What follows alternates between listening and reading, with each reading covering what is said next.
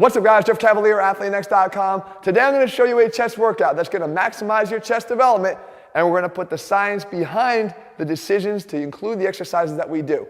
And I'm also going to throw in a muscle marker and this band to help us get the job done. Let's start with the band, actually the muscle marker as well. I've actually been practicing here, as you can see. The idea here is if we take the band and we activate the chest by going into this position here, we see that there's a lot of things going on in terms of the fibers and the orientation of the fibers. They're not all running in the same direction. As a matter of fact, they don't even all have the same attachments. The fibers that originate from the upper chest here are coming off of the clavicle, and they're running down towards the humerus. Right? But the most important thing is they're going from a high to low position. Whereas the fibers that come off of the sternum, again, a different bone than the clavicle, are actually coming in more of a horizontal direction, going almost straight across the chest out towards the arm. And then we have the ones that come off of the bottom portion here of the sternum, and they head up. So these are not going completely horizontal. These are actually traveling from a low to a high position. So we should know, if you've been watching this channel, that in order to fully hit the chest, you're going to want to choose exercises that follow those fibers. Meaning, you're going to want to take your arm through different ranges of motion to better hit and align it with those fibers. So let's see what those would be. Well, we know we got to choose the staple exercises. We know we got to choose the exercises that allow us to load them the most so the pec gets the most capacity to be overloaded. And that starts right here with the bench press. So as I move my arm out in a bench press, the alignment of the arm is moving here almost parallel to these mid fibers coming off of the middle portion here of the sternum, and that's what happens here, as you see on the exercise itself, to hit the middle portion of the chest. It's a good developer of that portion of the chest. Okay, good. So the flat bench press, obviously we know there's a reason for doing it, but there's also a reason for doing the incline bench press and doing it as well, because that's going to take the arm through a different position. It's going to take it from a low to a high position, right? We go here, we push up. What is that doing? You can see that now it's taking this upper arm and aligning it more in parallel with the fibers going here in this high to low arrangement. You can see that once again play out as I do the exercise.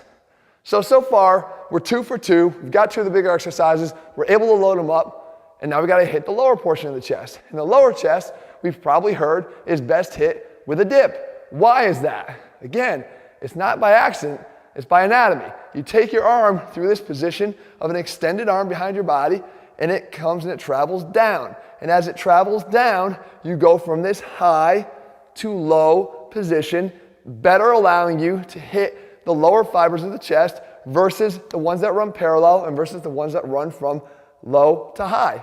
So this is really what's important here, is that you understand that the exercise selection is not random. It's done for a reason, to try to take the muscle through its entire range of motion. But there's a very key differentiator of what I just said there. You want to not just take those exercises through their full range of motion. You want to take the muscle through its full range of motion, and that is where we need to differentiate, and that is where we need to jump off from. Because all of these exercises, see if you can tell the limitation on all of them. From the flat bench press to the incline bench press to the dip. They're not crossing midline. And we know that the action of the pec at the shoulder has capability to take this arm, not just through adduction, but across, in horizontal adduction across midline. And all those exercises are limited by the fact that they don't take you even to midline, let alone across it.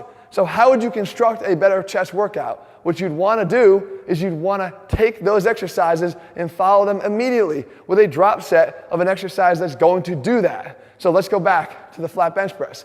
We go immediately from our flat bench press here to a horizontal cable crossover.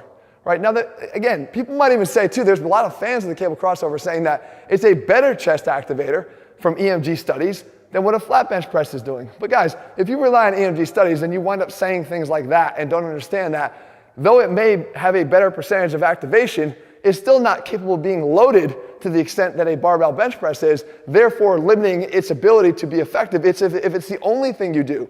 But if you do it in addition to the bench press, you're getting the benefits of everything. So now we take that and we drop right into this horizontal cable crossover, and we can see that we're actually now taking our arm all the way through and crossing midline and getting that complete activation of the chest in that plane of motion.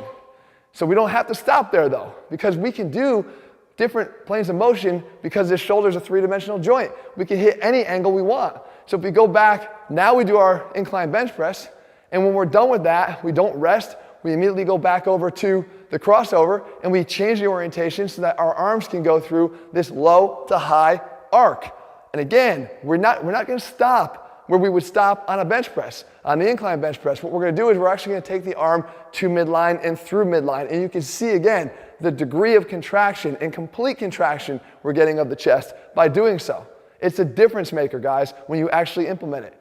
And we go to the dip, the same thing. Our hands are actually fixed on a dip as well. We can't get our hands to come towards midline because the dip station just allows them to stay in one position.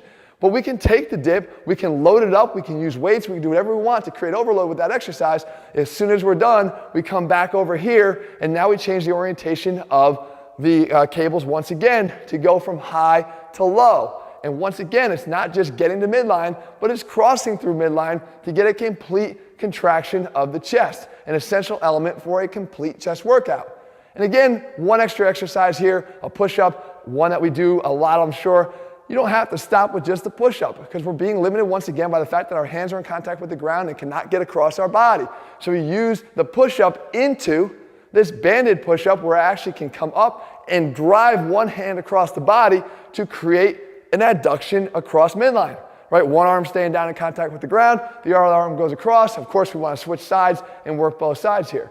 But this is how you complete the development of your chest, by including exercises that can be loaded, by including exercises that take the muscle through its full range of motion, and of course applying full range of motion to all of the exercises, even if they are limited in how much complete range of motion they can apply to the muscle itself.